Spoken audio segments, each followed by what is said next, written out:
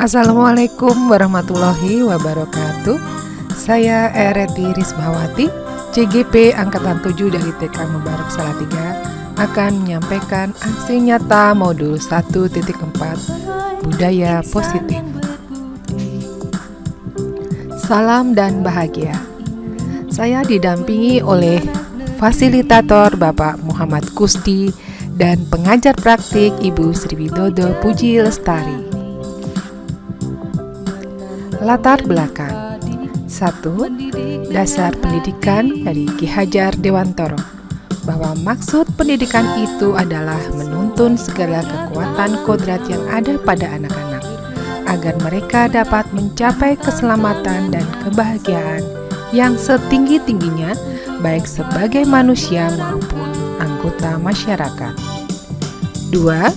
Pendidikan menurut Undang-Undang Sikdiknas.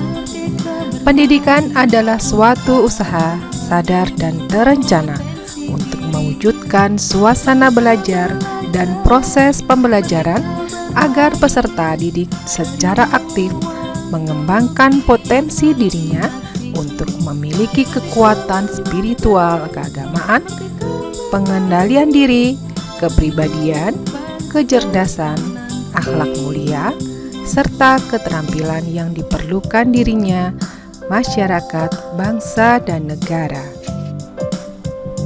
3. Nilai dan peran visi guru penggerak mewujudkan profil pelajar Pancasila dan pembiasaan budaya positif, bahwa peran dan nilai guru penggerak dalam upaya meneladankan dan mewujudkan profil pelajar Pancasila dengan semangat, harapan, antusiasme yang dijabarkan dalam visi diterapkan melalui inquiry apresiatif dan pembiasaan budaya positif di sekolah atau di kelas.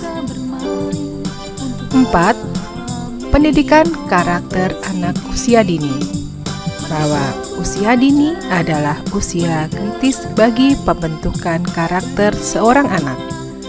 Pada usia dini, karakter anak akan terbentuk melalui hasil belajar dan teladan dan pembiasaan dan perilaku orang tua, guru, dan tenaga kependidikan serta lingkungan masyarakat sekitar anak. Perlunya ekosistem sekolah yang baik dan kondusif yang dapat mendorong anak didik mengembangkan potensi terbaiknya. 5. Pembiasaan budaya positif. Melalui budaya positif dapat menciptakan lingkungan belajar yang positif di TK Mubarak. Tujuan 1. Adanya nilai kebajikan yang diyakini yang selanjutnya dapat menjadi karakter anak didik dan warga sekolah. 2. Sekolah menjadi tempat yang aman dan nyaman agar anak didik dapat tumbuh kembang sesuai masanya. 3. Perlunya kerjasama warga sekolah, orang tua, dan lingkungan masyarakat untuk menciptakan lingkungan sekolah yang aman dan nyaman melalui budaya positif. Tolak ukur 1. Saling menghormati, saling menyayangi, bebas dari perundungan. 2. Membuang sampah pada tempatnya, cuci tangan sebelum masuk sekolah atau sebelum makan dan setelah kegiatan. 3. Lingkungan kelas dan sekolah yang bersih. 4. Adanya keyakinan kelas atau sekolah. 5. Adanya kolaborasi dengan semua pihak. Lini masa tindakan yang dilakukan. Yang pertama, dilaksanakan koordinasi, kemudian sosialisasi. Yang ketiga, keyakinan kelas. 4. Pembiasaan keyakinan kelas. 5. Parenting. Dan terakhir, dilaksanakan refleksi, evaluasi, dan tindak lanjut. Kegiatan ini didukung oleh warga sekolah, stakeholder, dan orang tua. Kegiatan koordinasi, yang pertama melakukan koordinasi dengan izin kegiatan sosialisasi kepada sekolah. 2. kedua, melakukan diskusi rencana kegiatan sosialisasi dengan kepala sekolah dan rekan sejawat.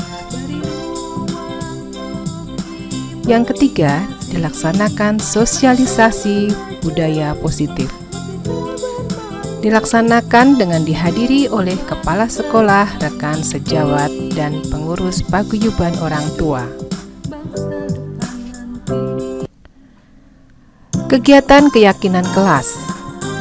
Yang pertama adalah pembentukan keyakinan kelas melalui diskusi, itu dengan mengajak anak-anak berdiskusi tentang nilai kebajikan yang telah diyakini dan dilaksanakan, kemudian merumuskan dari hasil diskusi dan disepakati bersama. Keyakinan kelas bintang dari hasil diskusi yaitu tentang kesehatan, saling menyayangi, saling menghormati, dan tanggung jawab. Pelaksanaan keyakinan kelas dilaksanakan melalui pembiasaan sehari-hari dengan membuang sampah di tempatnya, mencuci tangan sebelum masuk sekolah atau sebelum makan dan sesudah kegiatan, membersihkan ruang kelas, membereskan tempat bermain, maupun dalam kegiatan bermain dilaksanakan dengan saling menjaga dan saling menyayangi.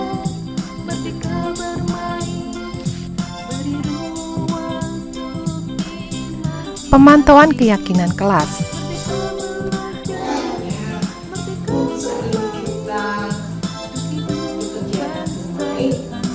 Teman-teman masih ingat keyakinan kelas kita?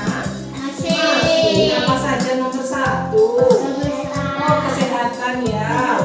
Nomor 2, saling menyayangi. Ketiga, saling menghormati. Keempat, tanggung jawab. Untuk menjadi pembiasaan dan mudah diingat, keyakinan kelas ditulis dan ditempel di tempat yang mudah terlihat. Selain itu, sebelum kegiatan main, anak-anak diajak mengingat dan mengucapkan keyakinan kelas dan merefleksikan. Kemudian dilaksanakan kegiatan parenting mengenai budaya positif yang dihadiri oleh kepala sekolah, perwakilan guru, komite, dan orang tua murid. Selanjutnya dilakukan refleksi, evaluasi, dan tindak lanjut. Budaya positif mulai dilaksanakan di sekolah melalui kolaborasi dengan warga sekolah, anak didik, dan orang tua. Pembiasaan budaya positif perlu dilaksanakan di lingkungan keluarga. Pelaksanaan budaya positif masih belum berjalan secara maksimal. Perlu adanya konsistensi dalam penerapan budaya positif dengan keteladanan, pembiasaan di sekolah maupun di rumah. Secara kontinu, melaksanakan refleksi dan tindak lanjut dalam proses menciptakan budaya positif dan membuat program yang menunjang pembiasaan budaya positif. Selanjutnya kami sajikan sosialisasi budaya positif. Dalam rangkaian aksi nyata ini, sesuai lini masa, saya menyampaikan sosialisasi budaya positif di sekolah yang dihadiri oleh kepala sekolah, rekan sejawat, dan pengurus paguyuban kelas. Selamat menyaksikan. Assalamualaikum warahmatullahi wabarakatuh. Waalaikumsalam warahmatullahi wabarakatuh. Yang terhormat Ibu Anistia Amandanti SPD sebagai selaku Kepala Sekolah TK Kebangsaan 3, yang kami hormati Ibu Pengurus Komite dan Paguyuban PAUD TK Mubarok, dan yang kami banggakan Ibu Guru PAUD TK Mubarok. Puji syukur kehadirat Allah SWT bahwa pada siang hari ini kita diberikan kesempatan untuk bertemu dalam suasana yang berbahagia.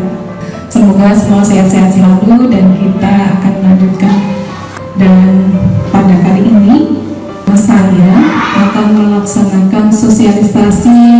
mengenai budaya positif. Hal ini terkait dengan program di JGP. Saya mewakili JGP Angkatan 7 dari TK Baru Salatiga.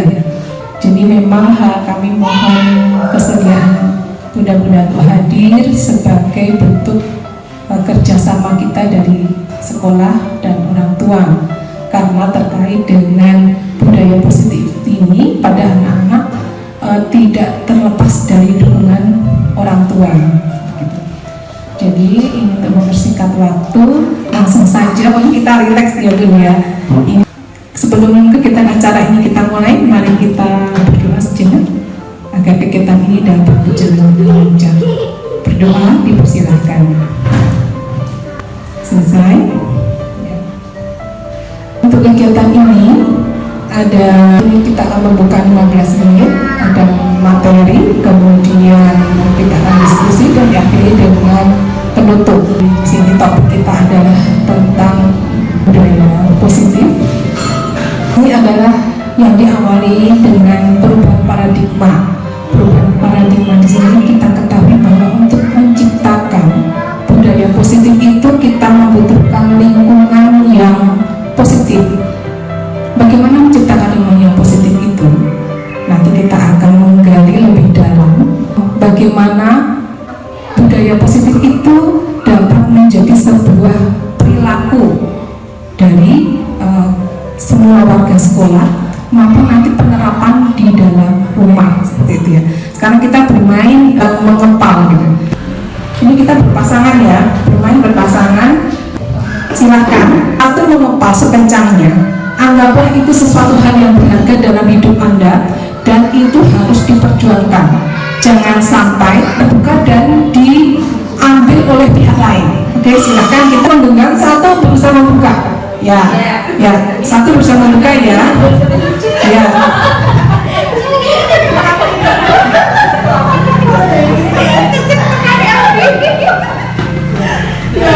Hitungnya 3 detik lagi, 1, 2, 3, ya, terima kasih, cukup.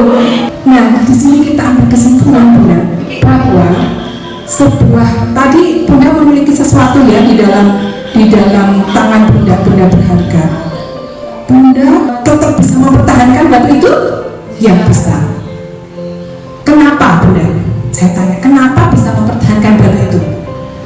Jangan kita kuat. Satu karena kuat ya. Karena dianggap berharga. Ya, dianggap berharga. Karena saya bersama orang. Iya, ada bersama orang. Ya, betul sekali. Kemudian, kalau kita mempertahankan karena kita mau kan, kita memperjuangkan karena kita memiliki sebuah tujuan, sebuah keinginan ini berharga, harus saya pertahankan. Tetapi kalau tiba-tiba Bunda sudah dan ingin membuka, bisa nggak? Bisa nggak? Bisa. Artinya semuanya itu berasal dari siapa? Diri sendiri. Berarti sama. Sebuah lingkungan budaya yang positif, disiplin positif, kita kan sudah masuk ke disiplin positif itu harus tumbuh dari motivasi instruksi kita. Itu dari dalam diri ya. Dari dalam diri itulah akan tercipta sebuah motivasi untuk melaksanakan budaya positif. Jadi sudah percaya pun kalau sebetulnya lebih kuat di perintah atau lebih kuat di dalam diri. Nah, itulah mari kita menciptakan lingkungan seperti itu. Sekarang paradigmanya berubah. Tidak seperti dulu dengan hukuman dengan aturan itu tidak. Tetapi ini juga harus diterapkan di sekolah dengan teman-teman semua, bisa dilakukan di rumah karena ini durasi gitu ya. Jadi pengalaman anak itu diutamakan, itu adalah sesuai dengan hal yang di dalam diri. Jangan dipaksa. Kalau dipaksa nanti hanya saat itu saja selesai, saat paksaannya selesai sudah tidak ada, sudah tidak berjalan lagi disiplin positifnya. Seperti itu. Di perubahan paradigma ini yang harus menjadi pola mindset sekarang kita sebagai pendidik di sekolah maupun pendidik di rumah. Berikutnya, nah di sini ada beberapa ilusi kontrol. Bisa Bunda lihat bahwa guru mengontrol murid. Ilusi kritik membuat orang merasa bersalah, dapat menguatkan karakter. Ilusi bahwa semua penguatan positif efektif dan bermanfaat. Dan ilusi orang dewasa memiliki hak memaksa ini sebetulnya sekarang konsepnya hanya sebuah ilusi. Mengontrol murid apakah betul? Guru mengontrol murid itu bukan guru yang mengontrol murid karena murid memang mau melakukan. Apakah kita selalu bisa saat ayo duduk, saat muridnya nggak mau duduk boleh nggak? Bisa nggak? Bisa juga kan, mereka mau berjalan-jalan, ya kan? Jadi sebetulnya tuh kalau guru mengontrol murid itu tidak tepat seperti itu. Kemudian kritik, apakah dengan mengkritik kemudian membuat orang merasa bersalah? Kasihan ibu toh, ibu sudah capek kok kamu nggak manut sama ibu. Itu sebetulnya juga bukan sebuah penerapan disiplin positif, karena itu akan anak membuat merasa menjadi rendah diri, rasa bersalah gitu. Ketercapaiannya juga tidak akan maksimal. Sama, penguatan positif pun sama sebetulnya. Oh, kamu memang hebat, keren seperti itu. Itu ternyata juga tidak jadi sebuah efektif. Karena apa? Saat guru nanti kita tidak memberikan sebuah apresiasi, dia sudah tidak bersemangat lagi. Jadi sekarang ada sebuah cara, bagaimana cara untuk memberikan sebuah penguatan, tidak harus selalu dengan pujian sebuah anak-anak itu. Nah, kemudian sama, terkadang kita sebagai orang dewasa, entah di sekolah, entah di rumah, merasa memiliki kekuasaan. Apalagi kita sebagai orang tua hak untuk memaksa, ayo sekarang tidur, kalau tidak tidur besok tidak diajak jalan sama ibu, misalkan begitu. Itu pemaksaan dan akhirnya ancaman. Pola mindset kita rubah gitu ya. Nanti sudah mulai ke angka, biasa kalau kita sudah merasa orang tua punya hak, kita mulai memaksa. Setelah memaksa nanti timbullah ancaman, seperti itu ya. Kalau ancaman masih tidak berlaku, nanti timbullah hukuman. Jadi dari dalam anaknya bagaimana itu kalau muncul kalau seperti itu, gitu ya. Sampai di sini sudah paham ya? Sudah ya. Oke, sekarang kita lanjutkan. Berikutnya, nah di sini ada beberapa pandangan yang lama ke pandangan yang baru. Kalau dulu nih stimulus respon, sekarang masuk ke teori kontrol. Jadi ini kalau dulu itu kita berpikir pandangan itu sama, anak itu sama, memiliki sifat yang sama, jadi terapannya oh semua duduk, semua belajar bersama, pelajarannya sama, apa sama. Mungkin bukan juga itu anak-anaknya diterapkan dengan cara yang sama, dengan pandangan yang sama. Atau beda nggak? Anaknya kan beda, sifatnya beda, nggak bisa. Kayak seperti dibandingin juga yang besar sama yang kecil gitu ya. Kemudian perilaku buruk itu dianggap sebuah kesalahan. Itu dulu. Sekarang perilaku buruk itu merupakan sebuah proses belajar. Ini semua berkonsep. Karena anak itu kan tidak tahu itu buruk atau baik. Dan di awalnya dengan dia melakukan proses itulah dia melakukan dengan kesalahan itulah dia belajar. Justru belajarnya dari kesalahan itu. Jadi kalau jangan anak mau melangkah harus begini, nanti kan sudah salah, nanti itu kok bisa gini aja nggak bisa gitu. Saya semakin menjadi rendah hati, kemudian mengontrol orang lain. Kita kadang suka mengontrol perilaku mungkin dengan kalau di kelas anak gitu kan, di lingkungan mungkin dengan saudara, dengan keluarga. Itu juga kadang kita punya konsep mbak kayak jadi monolog gitu. Padahal kita nggak tahu kondisi mereka bagaimana, situasi mereka bagaimana. Kemudian pemaksaan ketika tujuan gagal, yang seperti tadi ya. Kemudian berpikir tentang menang dan kalah. Sebuah prestasi itu pencapaiannya ukuran adalah sebuah kemenangan. Makanya sekarang kalau di sekolah itu sudah tidak ada juara 1, juara 2, juara 3. Kalau dulu kita masih ada ya ranking di sekolah itu kelas ada, karena itu nggak efektif sebetulnya. Disiplin positif sendiri di sini dimaknai sebetulnya arti katanya itu adalah belajar, tetapi keterkaitannya di sini adalah sebuah kebiasaan agar ingin orang lain untuk mendapatkan kepatuhan. Saat orang lain patuh terhadap apa yang kita mau, itu kita menganggap dia disiplin. Konsepnya sudah berubah. Lanjutkan. Dasarnya sekarang disiplin positif adalah nilai dari kebajikan universal.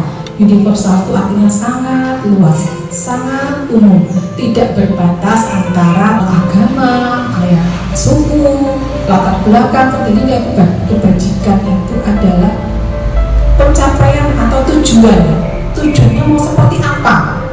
Kalau sekarang di sekolah itu karena tujuan pendidikan nasional adalah profil belajar Pancasila, otomatis di sekolah juga profil belajar Pancasila bisa dibantu apa saja ya profil belajar Pancasila tentang itu kemandirian, gotong royong, berkepentingan global,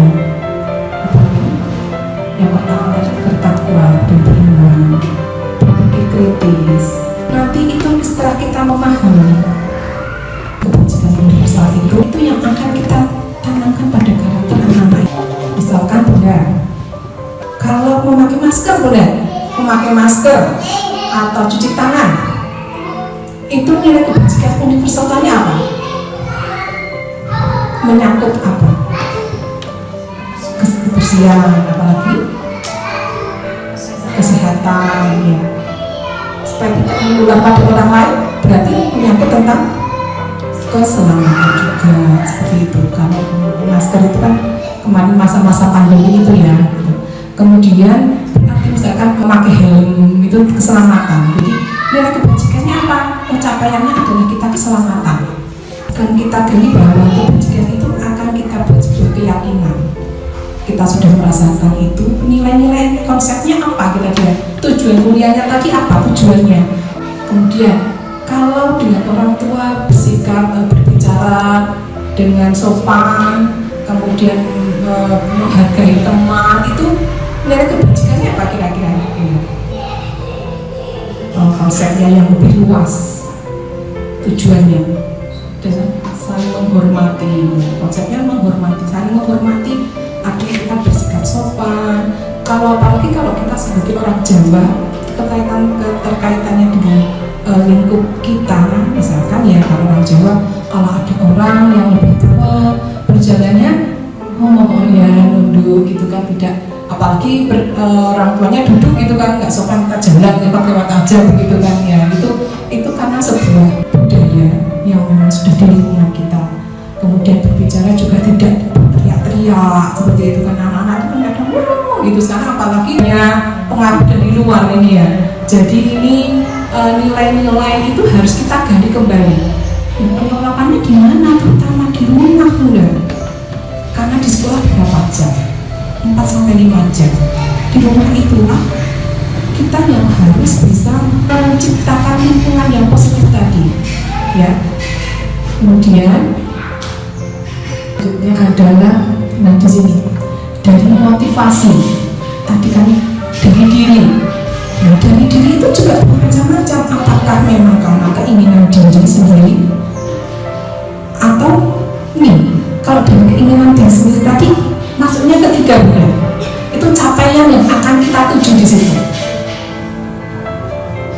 Banyak menghindari hukuman karena pakai helm, ya kan? Di sini ada rahasia loh pakai helm gitu kan. Menghindari artinya apa? Menghindari hukuman, ya kan? Kemudian bekerja giat gitu. Nanti kalau saya semangat kerja gitu, nanti akan mendapatkan sebuah tambahan misalnya. Itu artinya motivasi eksternal dan motivasi dari luar. Nah, inilah yang akan kita gali adalah motivasi secara internal, intrinsik kita itu.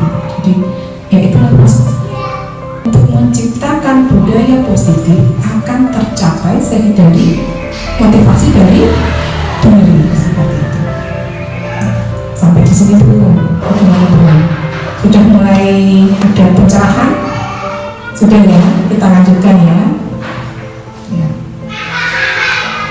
Nah, dari yang pertama tadi hukuman, ada sebuah perbandingan hukuman dan penghargaan. Itu sebetulnya sebuah penghargaan itu juga motivasi dari eksternal. Yang penghargaan kan dari eksternal itu juga sebuah, kalau dari ilmunya itu juga dihukum sebetulnya, tapi melalui sebuah penghargaan. Nah, di sini bisa kita baca ya, jangka panjang, jangka pendek. Penghargaan hukum mengurangi ketepatan, tidak efektif, merusak hubungan, menurunkan kualitas, mematikan kreativitas, mengurangi motivasi intrinsik. Contoh misalkan anak diberi hadiah di dalam melaksanakan kegiatan penghargaan, anak diberi hadiah, tidak diberi bintang aja, semuanya diberi bintang, dia tidak diberi bintang, itu seperti menjadi sebuah hukuman juga, tidak efektif gitu ya. Sama pun saat memberikan hadiah untuk putranya, diberikan hadiah satu, yang lainnya bagaimana rasanya, itu seperti hukuman ya. Kemudian kalau tidak diberi penghargaan, tidak ada apresiasi, kemudian bekerja tidak sungguh-sungguh, bekerja asal-asal saja. Kemudian saat penghargaan ada yang jelas nih, teman seprofesi nih, ada yang jelas, akhirnya membuat hubungannya menjadi tidak baik. Itu sama dulu saya waktu SD itu ada saya itu, guru saya itu saya merasa memberi perhatian lebih pada saya. Sebagian teman-teman saya itu dudaki saya terus, gara-gara saya gak anak mas. Itu saya jadi ingat, oh ya ternyata filosofinya benar gitu. Kemudian tidak ada, karena tidak ada apresiasi, kemudian malas untuk berkreativitas. Sama, jadi dan kesimpulannya adalah dengan penghargaan itu, penghargaan yang tidak sesuai. Nah, penghargaan ada sebuah penghargaan, tapi yang tidak sesuai itu akan mengurangi motivasi dari dalam tadi. Tadi makanya bentuk programnya bukan penghargaan, ini program kebajikannya akan dari apresiasi, pengakuannya. Konsepnya mari kita rubah seperti ini. Berikan pengakuan secara khusus. Kemudian secara pribadi, tidak usah terlalu, misalkan di kelas tidak usah terlalu berlebihan gitu, jadi wah gitu ya, euforia gitu ya, wah hebat sekali misalkan seperti itu. Kemudian dan di kelas juga bergantian, semuanya dapat porsinya, anak-anak sama, kemudian konsisten, dan yang diutamakan adalah prosesnya, bukan pada hasilnya. Jadi saat anak itu melakukan aktivitas kegiatan, itu prosesnya lah yang paling menjadi pengamatan kita ya. Kemudian tadi secara pribadi, tadi ibu kok dengar kamu lihat kamu membantu teman ya, tadi kamu membantu teman ya, itu terima kasih sudah membantu teman, itu terima kasih, itu adalah sebuah penghargaan. Terima kasih ya teman sudah bantu, terima kasih sudah berbagi dengan teman. Jadi tidak usah berlebihan juga saat memberi sebuah apresiasi, dan harus konsisten. Nanti yang satunya membantu diberikan sebuah apresiasi, terima kasih, nanti yang lainnya membantu ibu di rumah dicuekin saja. Akhirnya penghargaan itu membuat hubungan jadi tidak baik. Gitu ya, bisa dilanjutkan. Nah, di sini sekarang kita akan membedakan antara hukuman dan konsekuensi. Nanti kita akan kita bagi antara beberapa bagian ya. Hukuman di sini batasan antara hukuman dan konsekuensi. Kalau hukuman itu satu pasti menyakitkan, ya, membuat anak sakit. Efeknya anak akan benci akan disiplin. Hal kecil ya bu, dihukum, gak mau mandi sore, tengahnya dijewer, itu hal kecil ya bu, tapi itu menyakitkan. Saat seperti itu anak nanti mau tidak malah benci bersikap disiplin. Jadi mari kita mulai menggali, akan memisahkan ini hukuman atau konsekuensi gitu ya. Nah, kemudian bersifat paksaan, artinya harus. Tadi karena merasa tadi ilusi orang tua sebagai orang yang dewasa mempunyai berhak untuk memaksa, ya kan, harus tadi. Kemudian dia akan memiliki konsep diri yang baru, itu efeknya. Kemudian setelah itu karena dia takut kalau melakukan kesalahan, dia akan menyembunyikan kesalahan. Akhirnya anak akan berbohong, itu efeknya. Yang berikutnya dia punya rasa marah. Dalam hati dia marah walaupun nggak berani, tapi dia sebenarnya marah, dia memberontak gitu, marah saat dipaksakan, tapi dia merasa dia takut kan karena dihukum, dia akhirnya marah, rasa bersalah, dipermalukan, tidak dihargai. Itu adalah alasannya. Ini beda dengan konsekuensi. walaupun ada satu sisi yang sama itu konsekuensi sesuatu harus terjadi. Kemudian tidak nyaman tapi dalam jangka pendek, anak akan menghargai kedisiplinan, anak belajar menyesuaikan diri, konsep diri yang baik, kemudian belajar mematuhi peraturan, anak akan kehilangan hak, tidak nyaman sementara waktu. Nah, ini kedua konsep ini. Ada satu konsep yang akan lebih menarik lagi ya. Kita akan mengetahui dulu kenapa anak itu melakukan sesuatu. Saat kita melakukan sesuatu, sebetulnya ada sebuah Tuhan. Apa yang kita lakukan, coba kita rasakan. Apa yang kita lakukan ada apa yang kita butuhkan, sesuai kebutuhan kita. Nah, di sini kebutuhan dasar manusia sebetulnya kita bagi menjadi 5. Jadi bertahan hidup itu yang pertama, kemudian kasih sayang dan rasa diterima, kebebasan, kesenangan, penguasaan. Di sini kasih sayang misalkan. Kita itu pasti memiliki sebuah kebutuhan yang disayang. Ini diperhatikan kalau kita ya disayang sama suami, disayang sama anak, keluarga, seperti itu. Ya kan, kita merasa kebutuhan untuk disayang. Di sekolah sama, anak-anak itu membutuhkan disayang oleh guru. Sama, bukan perannya sama. Dan ini diterima. Walaupun terkadang ada beberapa kasus itu bahwa dengan memiliki kebutuhan itu, misalkan di rumah dia tidak merasa disayang oleh orang tua, diperhatikan oleh orang tua, tidak merasa diterima di keluarga, akhirnya juga sekolah bagaimana kira-kira dia ingin menarik perhatian, dia sikapnya wah, karena apa? Dia ingin diterima, dia ingin menarik perhatian gurunya supaya dia didekati. Nah, kemudian ada juga anak yang dia ingin bebas, dikekang di rumah, dikekang.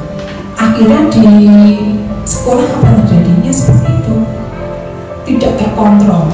Wah, dia berleluasa. Makanya saya sampaikan bahwa keterkaitan disiplin positif itu sangat erat hubungannya dengan kondisi di rumah, dengan atau anak kesenangan, si ekstrakurikuler gitu ya, ada ekstra. Kemudian nanti anak-anak akan memilih kegiatan siapa yang mau mengikuti ini. Saya bu, dia mengikuti karena senang. Kalau anak-anak kebutuhannya apa? Karena senang. Tapi ada juga mungkin dia ingin diterima, sebetulnya tidak senang menggambar, tapi teman-temannya senang. Dia ingin diterima oleh teman-temannya, ingin bersama-sama temannya. Nah, akhirnya dia tetap ikut. Jadi tujuan kebutuhan dasarnya bisa berbeda walaupun dilakukan dengan cara yang sama, kondisinya sama, tapi ternyata dasarnya itu berbeda. Jadi di sini guru itu dalam mencermati setiap kasus kejadian yang harus dicermati pertama adalah ini sebenarnya kebutuhan dasarnya apa. Sama seperti kemarin ada kasus, misalkan ya, kalau tadi tahu anak kok tidak mau pegang pensil. Itu kenapa?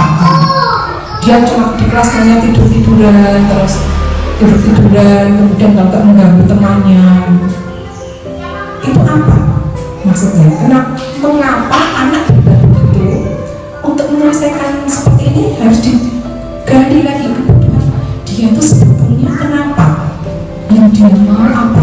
Apakah memang dia tidak suka, dia tidak senang, atau dia ingin menarik perhatian?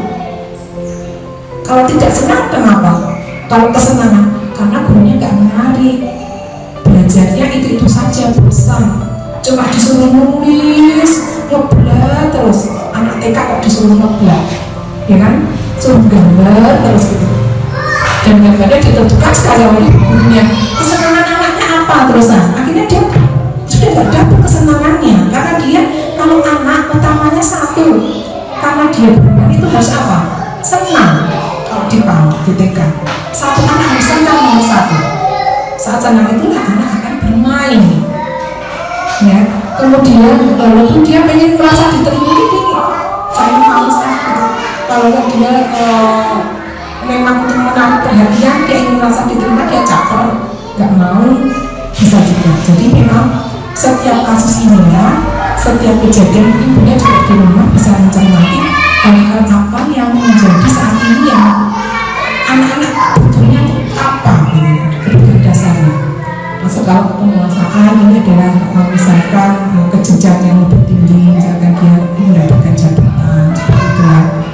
Kemudian kebebasan itu ya, saya mau bebas kalau diatur-atur seperti itu. Nah di sini ini ada konsep baru tadi, paradigma.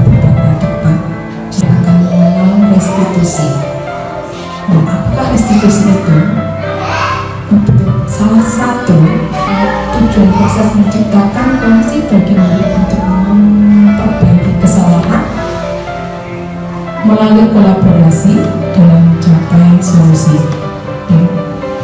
Jadi ini adalah sebuah konsep baru berupa paradigma di mana melakukan kolaborasi dengan murid, kalau sebagai guru, kalau orang tua dengan anak untuk memperbaiki kesalahan, untuk mencari solusi dengan cara kolaborasi, dengan cara dilakukan bersama. Untuk apa tadi seperti tadi awal tadi, untuk memunculkan motivasi insentif tadi. Selama ini kita sebagai orang tua, kita sebagai guru, peran kita tuh apa? Kontrol kita tuh sebagai apa? Coba Bunda bisa memilih sendiri di sini. Ada 5 sebetulnya posisi kontrol. 1, kita apakah kita penghukum, atau kita membuat rasa bersalah, atau berperan sebagai teman, atau pemantau, atau sebuah manajer. Coba Bunda dirasakan sama teman-teman. Posisi kita sebetulnya di sini selama ini sebagai apa? Kalau penghukum yang menunjuk-nunjuk biasanya, kalau kita mencermati di sini, terkadang kita beberapa peran kita ambil, ya benar. Beberapa kita ambil perannya. Kemudian ada yang terkadang kita menjadi teman. Oh ayolah, bantu ibu, yuk kamu gini, itu peran sebagai teman. Ayolah, kamu sayang sama bu guru kan?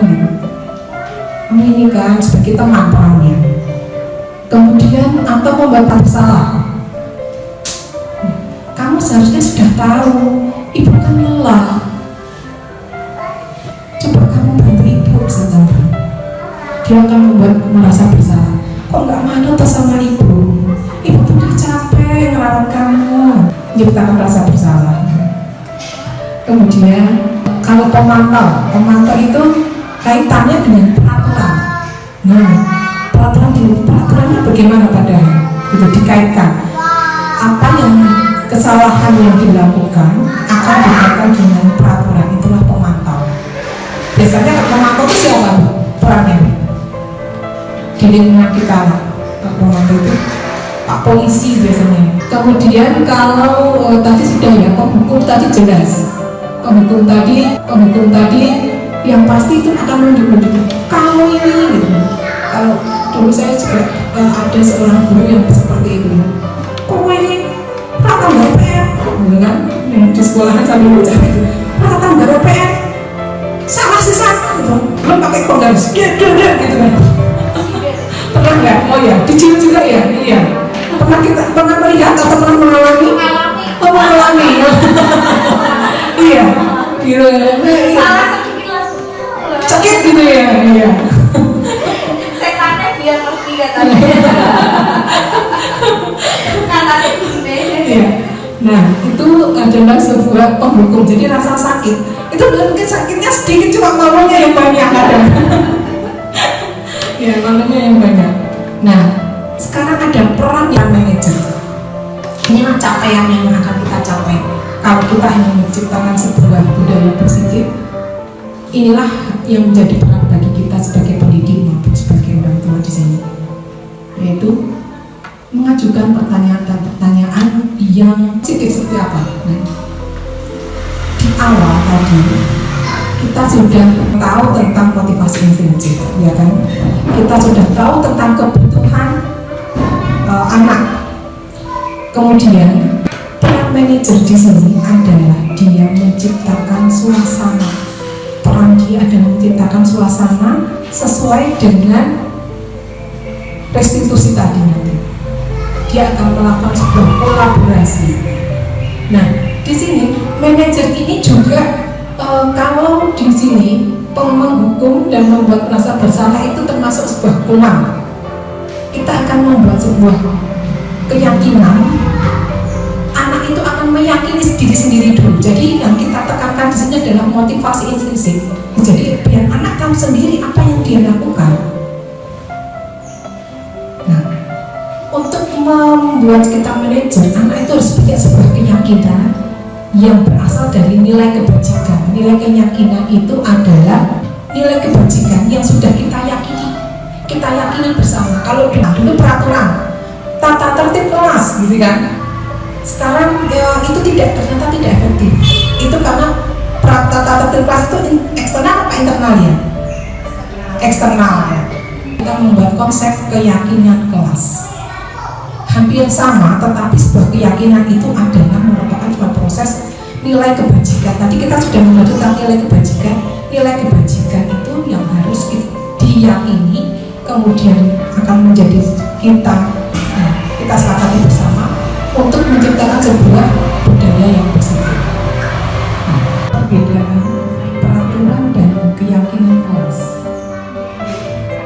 Di sini tadi kalau keyakinan kelas yang mengacu kepada nilai kebajikan yang sudah kita sampaikan tadi. Aturannya, contohnya tadi ya, beberapa contoh bisa Bunda baca. Kembalikan buka tempat dengan orang lain.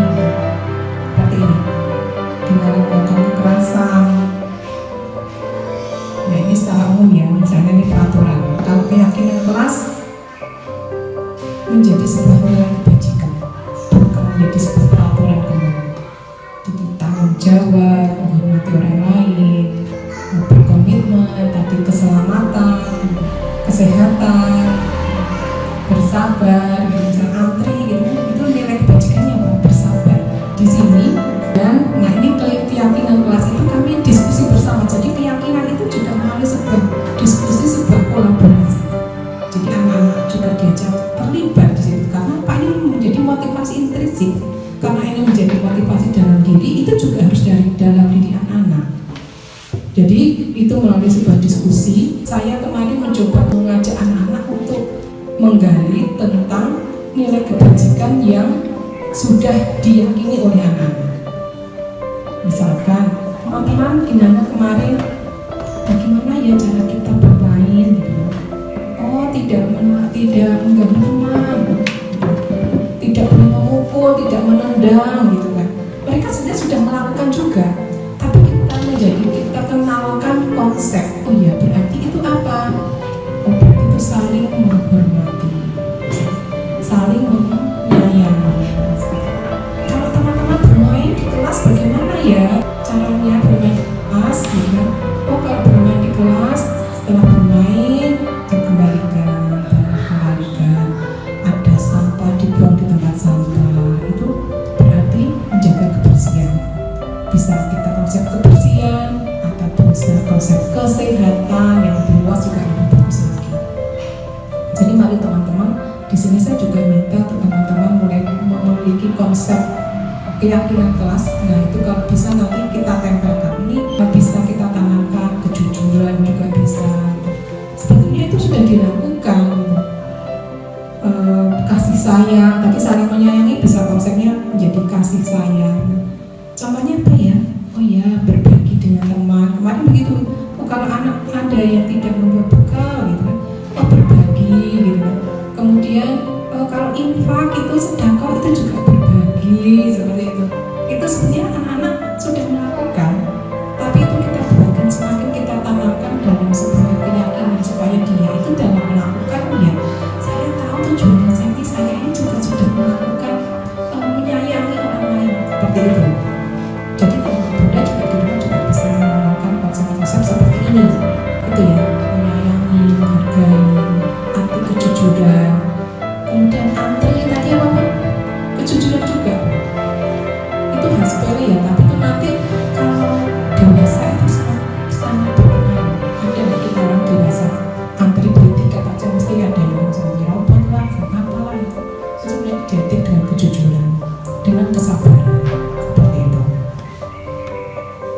Kemudian, nah ini anak-anak, nah dengan keyakinan ini mereka kita ajak berkolaborasi bersama. Ayo teman-teman, tadi ada yang menolong gitu kan, kemudian berbicara bergantian saat jadi kalau oh ya kelasnya ini kalau semuanya berbicara terdengarnya bagaimana ya, berisik tuh gak dengar begini, berarti bicaranya tadi kita saling menghormati ya kan, keyakinannya tadi apa, saling menghormati, berarti gak berbicara bagaimana bergantian, kalau mau berbicara bagaimana cara latihan dengan duduk jari, keyakinan dia. Karena dari keyakinan itulah muncul sebuah motivasi dari dalam. Itu konsepnya. Kemudian juga sebuah keyakinan itu kita sebagai guru juga harus memberikan stimulan, memberikan sebuah kegiatan pelaksanaan ya. Ayo kalau namanya anak-anak kadang lupa, oh kotor, kita ajak anaknya menyapu gitu. Ya walaupun tidak bersih pasti tidak seperti yang kita lakukan ya. Coba teman-teman ya, Bu Guru di kelas setelah selesai ajak anak-anak menyapu sebisanya, supaya apa? Selain menciptakan sebuah ruang yang nyaman, bersih juga apa? Tanggung jawab. Itu hal kecil, tapi penerapan karakter itu sangat penting sekali. Nah, kemudian ini pengalaman baru bagi saya, tapi ini sebuah pencerahan. Disinilah segitiga restitusi. Di sini ada 3 tahap. Tadi kita sebagai manajer lagi ya, ingat ya, kita sebagai penghukum atau sebagai pemantau, teman, apa rasa bersama, apa manajernya. Peran manajer inilah kita akan mencapai ini. Kita lakukan segitiga restitusi dengan 3 tahap. Yang pertama yang di bawah Bunda, ya, bahwa sebuah kesalahan itu adalah proses anak untuk belajar. Namanya belajar itu apakah selalu benar? Tidak. Saat anak melakukan proses di sini yang harus kita pahami, satu, pernah melakukan kesalahan itu mindset kita harus paham. Kita pun orang tua juga melakukan kesalahan, terlalu benar. Ya, itu yang harus kita tanamkan dalam hidup kita. Nah, dan kamulah bukan orang yang satu-satunya yang melakukan kesalahan. Jadi saat melakukan kesalahan, kita terima. Ya, apa tadi yang terjadi seperti itu? Dia akan menceritakan tadi ya. Artinya kita menerima sebuah kesalahan sebagai proses belajar. Artinya itu adalah menstabilkan identitas. Karena apa Bunda? Saat anak melakukan sebuah kesalahan, sebenarnya dia tahu dia salah, itu kita menstabilkan dulu kondisinya. Setelah itu kita melakukan validasi. Jadi kita menanyakan tindakannya itu validasi namanya, supaya anak juga paham tindakannya itu benar atau salah. Terkadang karena dia baru proses, dia belum paham ini benar apa salah ya kan? Setelah kita menstabilkan identitas, kita menanyakan tindakan yang salah tadi seperti apa. Setelah itu yang pertama tadi distabilkan, selanjutnya adalah validasi tindakan. Kita tanya, kenapa melakukan ini? Kenapa bisa seperti ini? Tadi sesuai dengan kebutuhan dasar anak tadi. Setelah kita tahu alasannya, nanti kita tanyakan lagi, kira apakah tidak ada cara untuk yang lebih baik lagi, misalkan. Setelah anak-anak tahu, kita tanyakan alasannya dia melakukan seperti itu. Dia mukul, rebutan loh, rebutan mana? Ditanya anaknya kenapa? Nama anakku direbut tadi, jadi dia nggak mau, dipukul. Dia merasa marah gitu kan, dia langsung mukul. Kita tanyakan keyakinan, bagaimana? Kita sudah keyakinan teman-teman gimana tadi?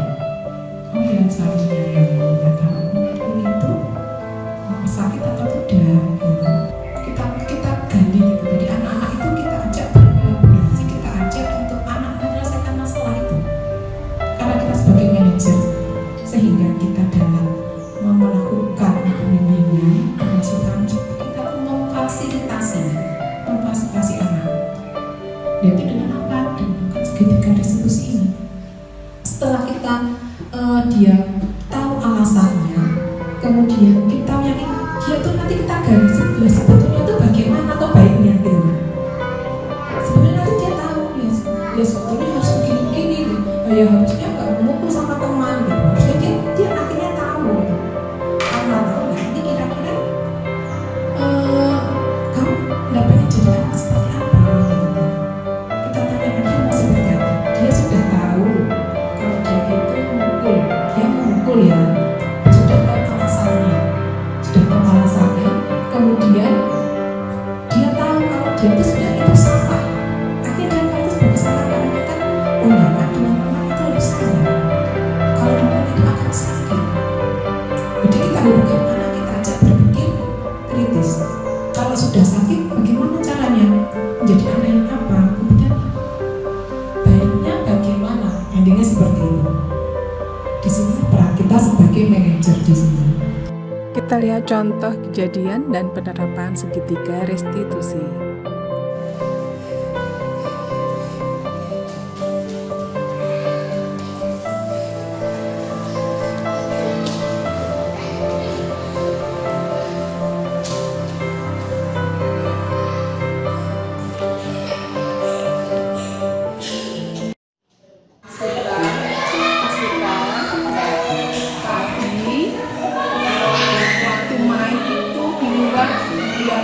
Terjadi apa coba mas?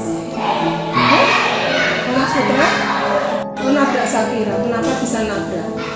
Oh larinya cepat. Oh nggak sadar. Oh gitu ya. Ingat nggak nilai-nilai kesepakatan yang sudah kita sepakati itu? Bermain caranya bagaimana? Menyayangi teman, menjaga temannya tidak? Iya, menjaga dirinya tidak? Oh iya. Berarti kalau menjaga teman, menjaga diri sendiri, yang kalau Mas Putra lakukan besok kalau mau bermain bagaimana caranya? Bermainnya bagaimana? Susah yang bagaimana kalau bermain caranya dia? Hati-hati ya. Terus apalagi yang harus dilakukan Mas Putra kalau biar Mbak Safira tadi setelah nabrak? Meminta maaf? Mas Putra mau minta maaf sama Mbak Safira? Mas Putra mau jadi anak bagaimana? Tidak soleh. Terima kasih banyak bermain lagi di dua ya. Bahwa memang penerapannya itu kita sebagai pendidik juga bertahap gitu ya. Kita memang masa belajar, kita juga sebagai orang tua juga memang harus belajar. Tadi stepnya satu, pengkondisian dulu, stabilkan kondisi ya. Setelah stabilkan kondisi, tanyakan bahwa alasannya itu apa. Tanyakan alasannya melakukan itu apa. Nanti dia tahu dan keyakinannya kita itu sebenarnya apa loh. Kita tanyakan. Kalau dia tahu, sebenarnya dia sudah tahu caranya berarti kan harus sayang. Nggak boleh tapi tadi sebenarnya dia lari-lari karena cepetan nabrak. Akhirnya nabrak, lari cepat, aku nangis gitu. Ya sebetulnya itu. Saya nggak sengaja maunya cepet soalnya lari gitu. Nggak sengaja, berarti dia tidak hati-hati. Nah, makanya kalau lari di sini banyak temannya dia kok lari-lari kencang sekali karena beratnya kita cek kritis. Nah, anak-anak ya dia tahu ya dia melakukan berarti dia saya padahal menjadi anak soleh kalau dia tahu tujuannya saya menjadi anak soleh berarti menyayangi teman gitu, menjaga teman. Nah di sini akhirnya kita ajak kolaborasi. Ya kemudian bagaimana? Berarti besok kali nggak bermain, hati-hati. Setelah itu apa? Oh ya saya akan minta maaf. Dia sebenarnya tahu kan, ya kan? Berarti anak itu sebenarnya tahu kan. Hanya kita yang perlu menggali. Nah itulah yang kita tanyakan tadi adalah kolaborasi itu maksudnya seperti itu.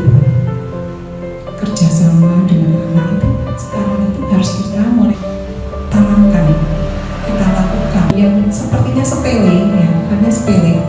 Tapi dari situlah anak-anak berproses untuk menciptakan ada budaya positif. Harapan dari kami ya, bahwa sedikit yang ilmu yang kami berikan ini dapat diterapkan di kelas maupun di rumah. Karena perilaku itu adalah melalui pembiasaan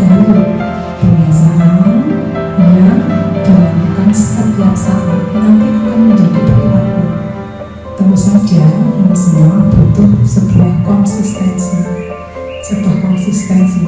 Ini agak sulit kita sebagai pendidik maupun sebagai orang tua. Dan sekali lagi, marilah peran kita sebagai pendidik di rumah maupun di sekolah, kita akan menjadi sebuah manajer untuk menciptakan lingkungan budaya yang positif. Seperti itu. Jadi mulai konsep tadi kita orang tua memaksa, ya kan, mulai mengancam dengan kata-kata, kemudian mungkin dengan kekerasan yang sedikit mencubi gitu. Terkadang kita merasa punya hak menjewer telinga gitu. Nah itu mulai kita tinggalkan dan marilah kita mulai menciptakan mulai dari diri kita sendiri. Jadi kita tumbuhkan juga motivasi dari kita sebagai pendidik, motivasi intrinsik sendiri ya, kita akan menjadi pendidik, menjadi orang tua untuk memfasilitasi anak-anak bagaimana menciptakan lingkungan positif.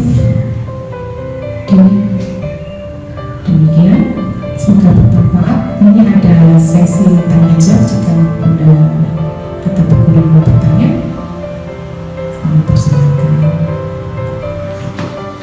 Assalamualaikum warahmatullahi wabarakatuh. Kalau tadi kan gini Bu, anak itu nggak boleh diancam.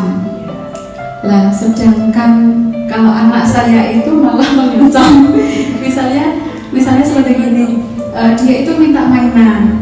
Terus saya bilang, Dek, kalau udah punya. Terus dia bilang, ya udah. Dan kan besoknya lagi, Dek, ayo misalnya disuruh mandi gitu.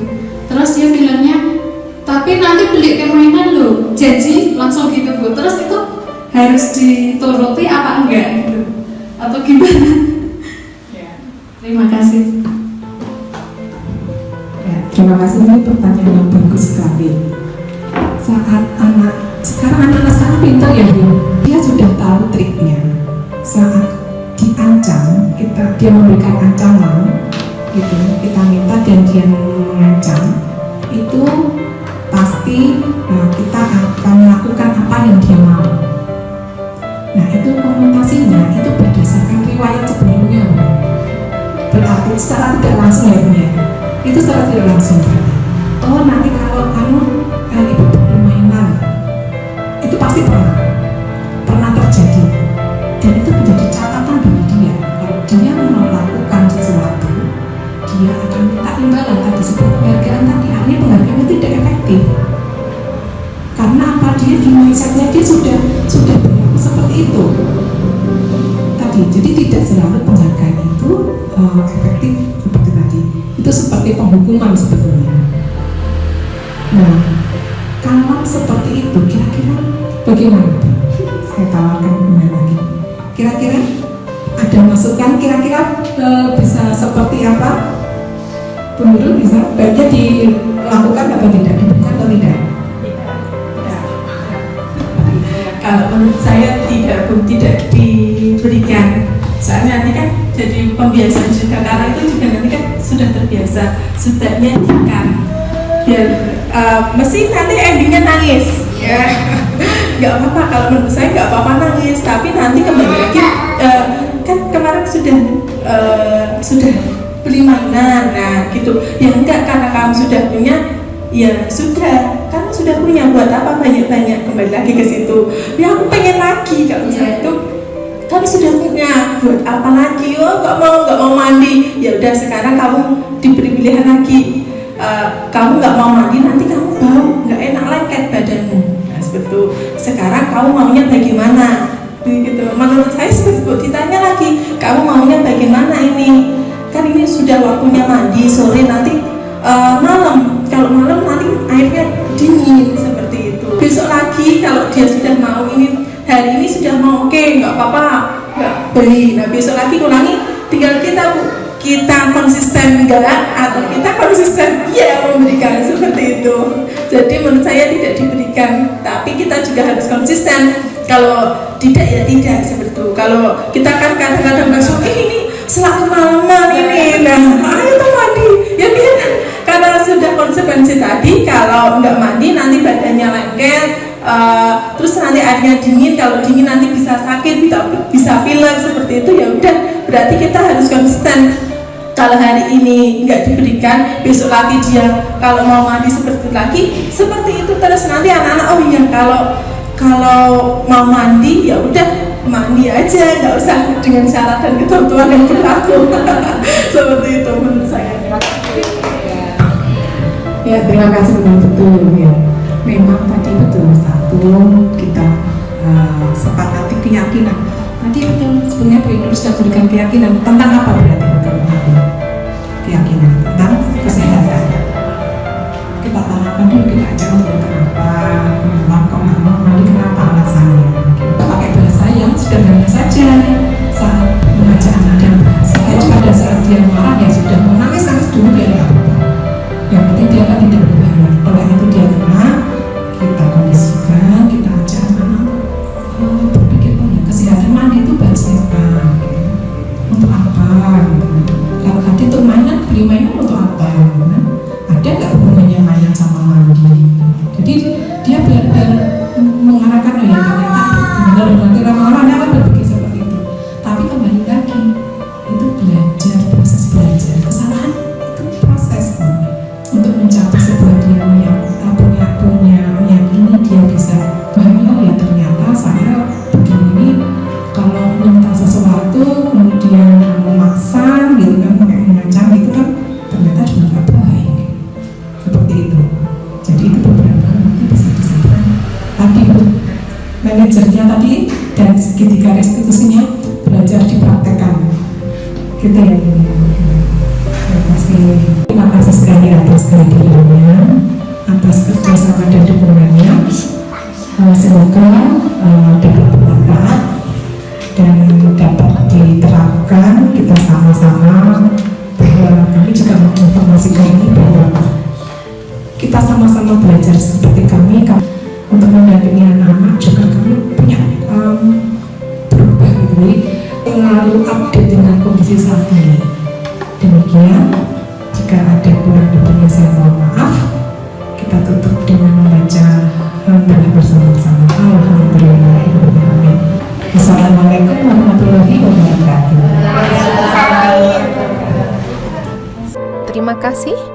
Salam dan bahagia.